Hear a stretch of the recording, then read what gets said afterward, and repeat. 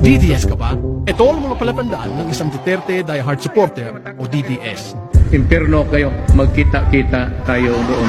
Number 1, Tatay Digong ang tawag nila kay Duterte. Tatay, miss na mo siya. Kahit hindi naman sila na ang tanging pagkakapareho nila sa kanilang tatay ay mga mababaho ang bunganga, palamura at walang respeto sa kapwa. Putang ina ninyo.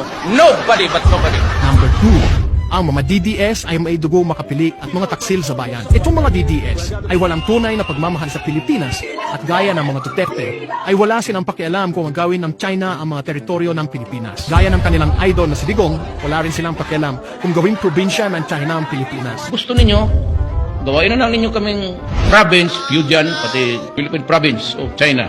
Di wala tayong problema, di wala tayong problema. 光复国家主席习近平 Number 3, mahilig sa fake news. Kahit anong balita ang isubo sa kanila basta't pabor sa mga Duterte, ay maniniwala sila kahit malinaw na ito ay kabaliktaran sa katotohanan. Sa TikTok, Facebook at YouTube, ang main source nila ng information at hindi sa mainstream news sources. Halimbawa, naniniwala sila na gumanda ang Pilipinas noong panahon ni Duterte. Hindi sila naniniwala na halos kalahati ng kasalukuyang utang ng Pilipinas ay inutang noong panahon niya at ngayon ay kailangang pagbayaran ng mga susunod na administrasyon kasama ang napaalaking interest. Number 4, mga utoto at mga may saltik sa utak. Lahat ng DDS ay followers ng mga bayarang vloggers at vloggers kagaya ni Trixie Angeles, Bayarang Cristobal alias Panatpi, Claire Contreras alias Maharlika at Crisette Chu at kung sino-sino pa maaperon kay Duterte. Naniniwala sila sa pulverong video na ipinagkakalat ni Maharlika kahit ilang buwan na niya ipinangako na ilalabas pero wala naman. Number 5, aktibo sa SOCMED at marami ay binabayaran bilang troll. Karamihan sa mga DDS ay may mga multiple accounts na ginagamit upang mang-troll sa Facebook. Yung mga hindi nababayaran ay walang kaalam-alam na naka-screenshot ang kanilang mga pro-Duterte comments at may naniningin para sa kanila. Number 6,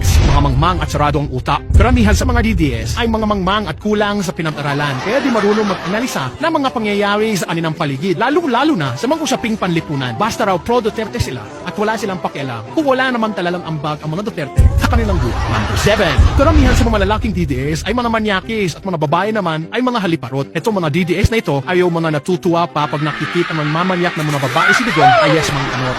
Dito mo malalaman na walang respeto ang mga ito sa mga kababaihan at iniidolo nila ang mga kamanyakan ng kanilang poon. Halimbawa na lang itong si Senator Bato de la Rosa na mayangyak pang asawa ni dating Senate President Mig Zubiri matapos itong patalsikin bilang Senate President. Ang mga babae naman ay mga tipo ni Mocha Usol, Claire Contreras alias Maharlika na ginagawang parausan ni Digong. Pangwalo, ang mga DDS ay bilib na bilib sa drug war ng kanilang tatay Digong at talagang in denial pa rin hanggang ngayon na napakarami pa rin mga adik kaya sa syudad ng Davao. Hindi sila naniniwala na puro pitsugin lang naman ang pinagpapatay ni Digong sa kanyang drug war at yung mga kalaban ng Davao Mafia na kinabibilangan ng kanyang mga bataan na sina Michael Yang, Lincoln Ong, Peter Lin, Sunny Uy at Charlie Tan at ang kanyang anak na si Paulo Duterte at kasosyo nitong si Glenn Escandor. At dahil nga DDS, hindi sila naniniwala na ang mga tonetoneladang shabu na nakumpiska sa warehouse ni Lincoln Ong ay may koneksyon kay Tatay Digong. Hindi rin sila naniniwala na yung kanyang pinapatay na si Osamis City Mayor Reynaldo Paruhinog ay kanyang kaibigan at kasosyo sa negosyo ng iligal na droga. Pangsyam, magkatapos mapanood itong video ay magko-comment ng solid DDS o kaya we love Tatay Digong.